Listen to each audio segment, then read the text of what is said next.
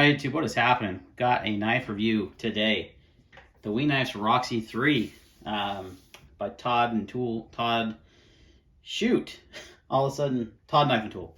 I was having a hard time there. Done quite a few models with Wee. This is the latest and greatest of the Roxi models. This is the 3, which I think spoke to me the most as far as its size and such.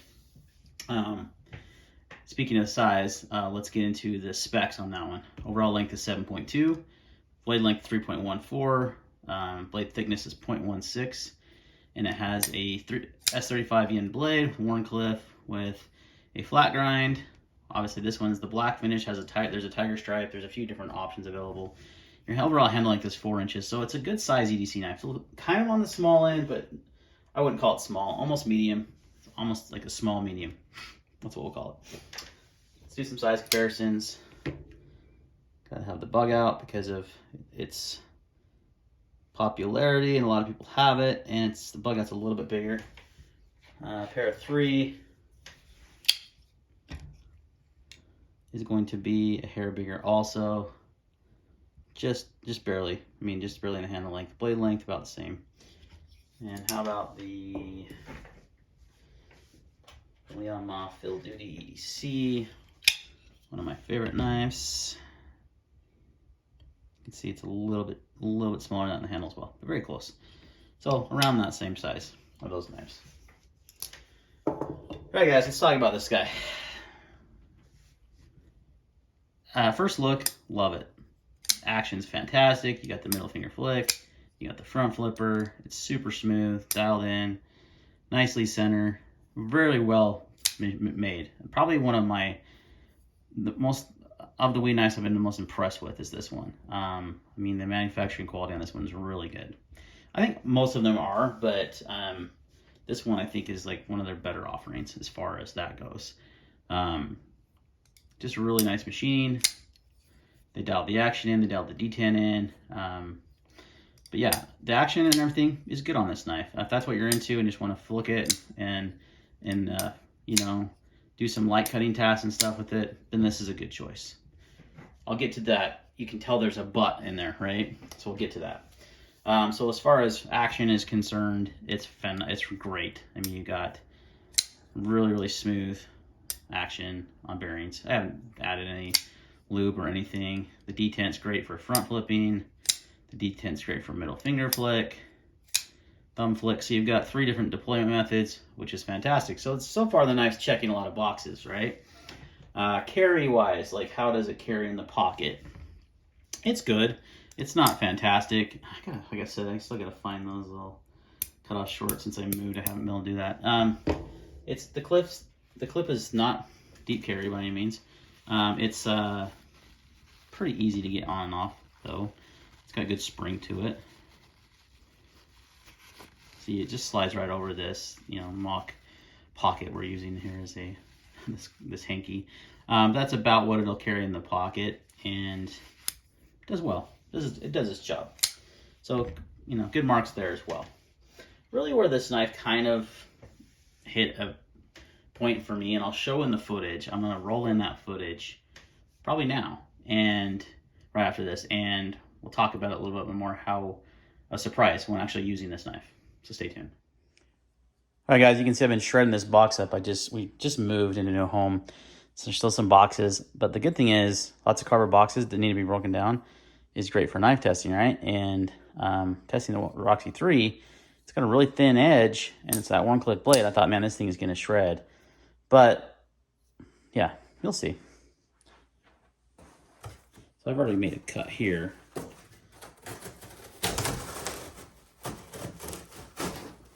Okay, so going deep into that cardboard, just like that, the jimping here that your thumb rests on is just way too aggressive. Like, look at my thumb.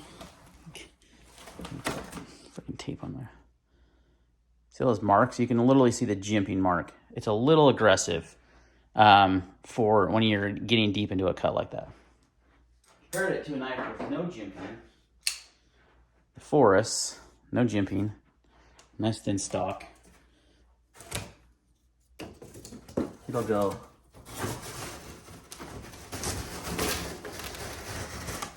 much deeper. I glided through it, and I felt no. That's the jimping from the other one. So felt no pain there. Also glided through the cardboard a lot easier. Pretty thick stuff. It's like two pane, I guess you'd call it. Yeah, like a mini fridge in this box we bought. So let me do some other cuts here.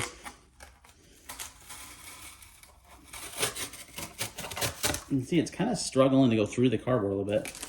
Now, it does not have the the best edge from the factory. I haven't sharpened it, but regardless, this is more of ergonomic testing, and yeah, it's still, I mean, I can still feel that jimping. It's way too aggressive. It's also just kind of struggling a little bit. There we go.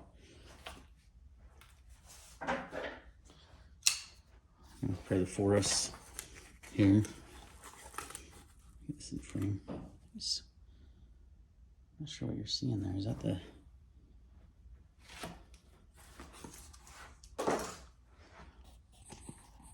Oh, it's the can. That's weird. Let me just do that real quick. Get most of that out of frame. It's catching that the tripod there. That's weird. So the forest, I mean, it just slices right through this cardboard. That's kind of hard to do when it's standing up. I'm gonna get some more. You can see I've been just going to town on this thing, testing knives. Let's see if this is in frame a little bit. There we go. Just gonna make one deep long cut. Just easy, just slices through that stuff. The Roxi, same area, different cut. Oh, that was the same cut. That's why I'm like, that was so easy. Same cut. Yeah, I mean, it's pretty good, but I would say like it's thin behind the edge. It's gonna be a great cardboard cutter once you put a good edge on it. But that jimping is nutty. Like, it's sharp. I'm gonna put a glove on just because I got one here, and you know, maybe I mean, it's a small knife though. Like this isn't like a, hey, I'm gonna put gloves on and work out. This is more an EDC size knife, right? So let's see.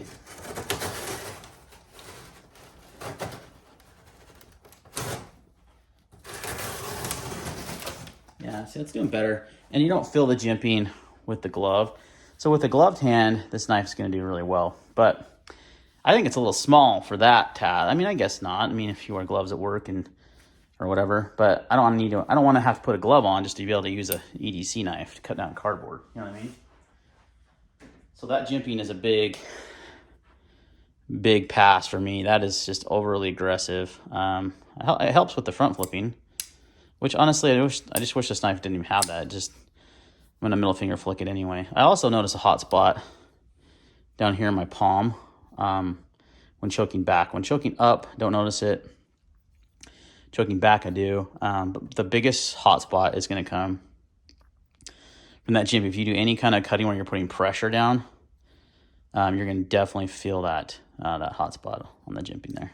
Okay, I thought maybe if I changed I've got tape stuck to my foot in these boxes. I thought if I changed my grip, I don't know why you would. The natural grip for this knife is going to be up here on this jimping, right? But if you choke back and don't use the jimping, I just found a new hot spot. Just doing that little bit of pressure. Like I think I mentioned actually, it's right. I thought it was from here. It's actually the clip. It hits you right in the middle of the hand, at least me anyway. So as soon as I start gripping down in this grip, I can really, really feel that pocket clip. And yeah, so those are the two biggest spots, the jimping and the clip there. I mean, your mileage may vary. Okay. So as you saw, hot spots, man. I was super shocked. Okay, first this knife came with a pretty crappy factory edge. I haven't used it a ton, just some cardboard for testing purposes. And it just doesn't cut very well. It's just not got a very good edge. Now I can easily fix that. S35 is super easy to sharpen. I can sharpen pretty well these days, but you can see here, it's just, this is the factory edge. And I haven't cut anything much to dull it. So the nice thing about this knife though, considering the cutting, is it has a very thin blade grind. I mean, very thin. So once you sharpen it, you're gonna feel that and think, okay, that's pretty awesome. It's gonna slice like crazy. I mean, it's like 14 thousandths behind, no, 13.5. Super slicey, right? You got that flat grind, but it kind of struggled, not just because the edge wasn't sharp. This is something to consider. I've cut, when you have a thin behind the edge knife like that, it doesn't matter because it'll still go through material pretty easy. It struggled through cardboard. I think a lot of it is how thick the blade stock is.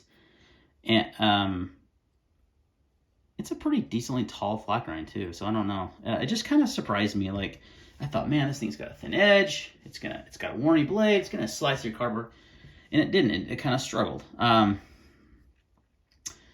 would like to sharpen it and test it again. I think it'll do better, but that's not really the glaring issue because I think that can be fixed. Just sharpen that up, get a nice edge on there.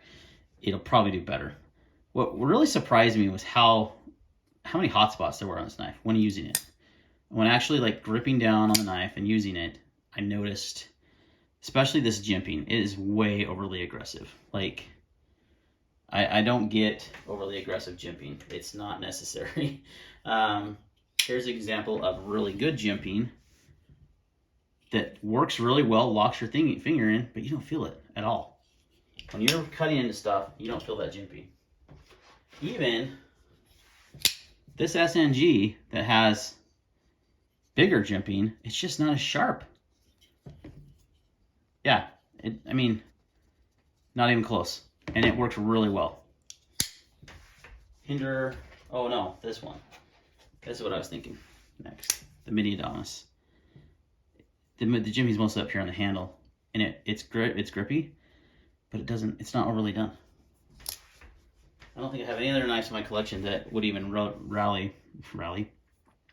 resemble this. It's pretty aggressive, guys.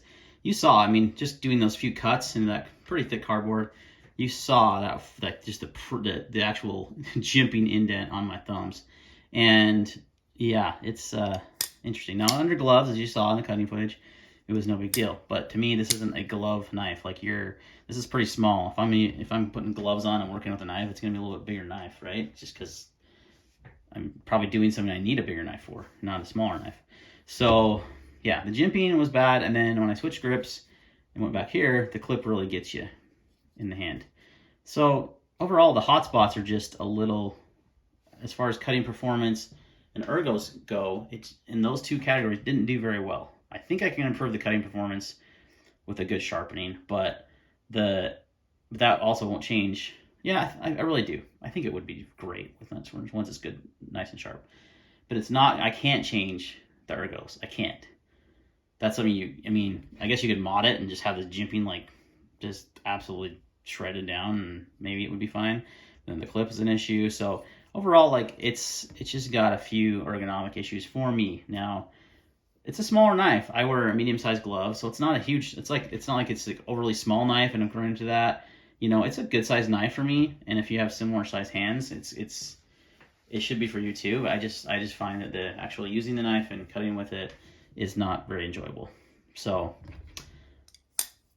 let's see, we've covered value. Let's talk about price and value. So $229.50, pretty good.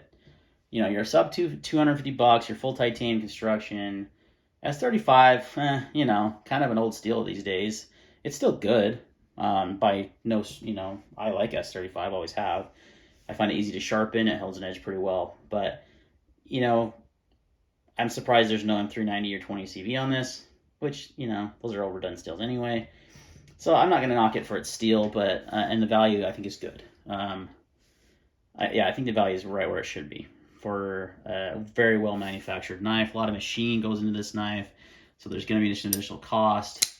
Like I said, they dialed in the action, the detent is fantastic, the overall fit and finish is fantastic. So yeah, I'd say the value is good. I'd say it's there. So really, we're only this knife kind of didn't that surprisingly didn't do well for me is the cutting side of things, which in ergonomics, which is to me is like two of the most important things, if not the most important things in a knife. So probably won't be holding on to this one. All right, guys, I think that's going to wrap up my review on the WeKnife Roxi 3. A little disappointed. I really liked it. Love the aesthetics of it. Love the fit and finish was great. The action was great out of the box. But when it comes down to it, the knives are made for they're cutting tools. They're made for cutting. And if you can't cut well with it, and if you can't, if the ergonomics don't work with your hand, then it's, it's a no-go for me. All right, guys, thanks for watching, and see you next time.